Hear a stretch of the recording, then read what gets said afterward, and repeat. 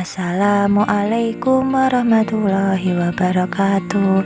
Halo anak-anak kelas 3, bagaimana kabar kalian? Semoga kalian tetap sehat selalu, semangat belajar. Kali ini kita akan belajar di tema 7 materi bahasa Indonesia tentang perkembangan teknologi komunikasi dan juga transportasi.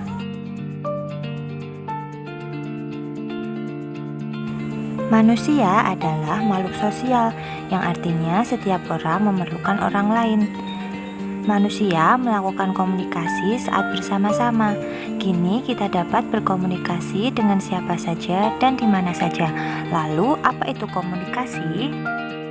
Komunikasi adalah proses penyampaian informasi, baik itu berupa pesan, ide maupun gagasan dari satu pihak kepada pihak lainnya yang dilakukan secara lisan maupun tulisan. Secara komunikasi pada mulanya dilakukan dengan tatap muka, pesan disampaikan secara lisan. Seiring berjalannya waktu dan kebutuhan, ada berbagai macam cara yang dilakukan untuk berkomunikasi. Pada zaman dahulu, asap digunakan sebagai penyampai pesan oleh suku Indian, dan di Indonesia digunakan kentungan sebagai tanda bahaya. Kemudian surat digunakan sebagai penyampai pesan tertulis. Daun lontar itu digunakan sebelum adanya kertas.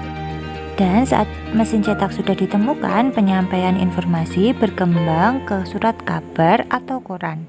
Lalu berkembang lagi ke radio, ada televisi, dan sekarang ada internet. Dengan internet, manusia bertukar informasi dengan berbagai jejaring sosial seperti WhatsApp, YouTube, dan lain-lain. Berikut ini adalah macam-macam alat komunikasi yang dibedakan menjadi alat komunikasi tradisional dan juga modern. Sekarang kita ke sejarah penggunaan telepon ya. Telepon digunakan untuk menyampaikan pesan.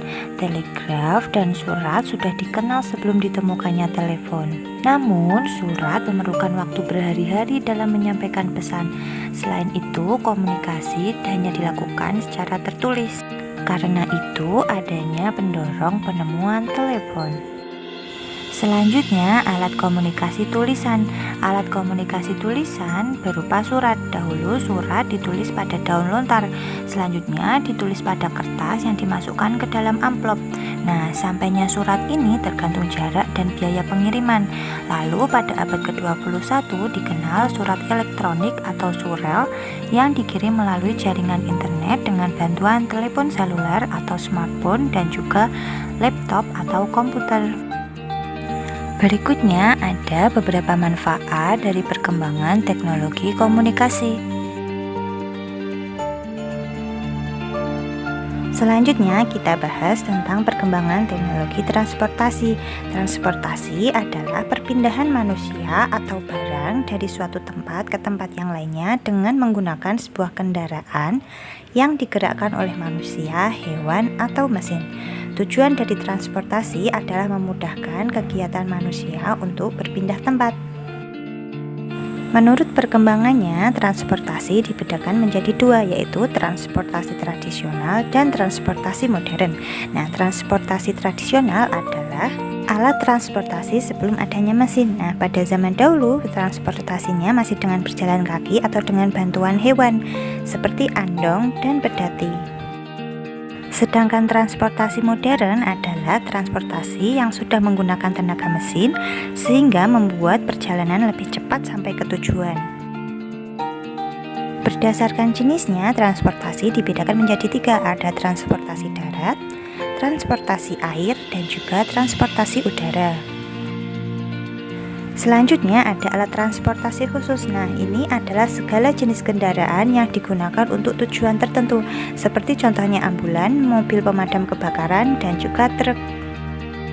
Ambulans adalah kendaraan khusus yang biasanya dipakai rumah sakit untuk mengantar orang sakit, dan di dalamnya sudah dilengkapi peralatan medis.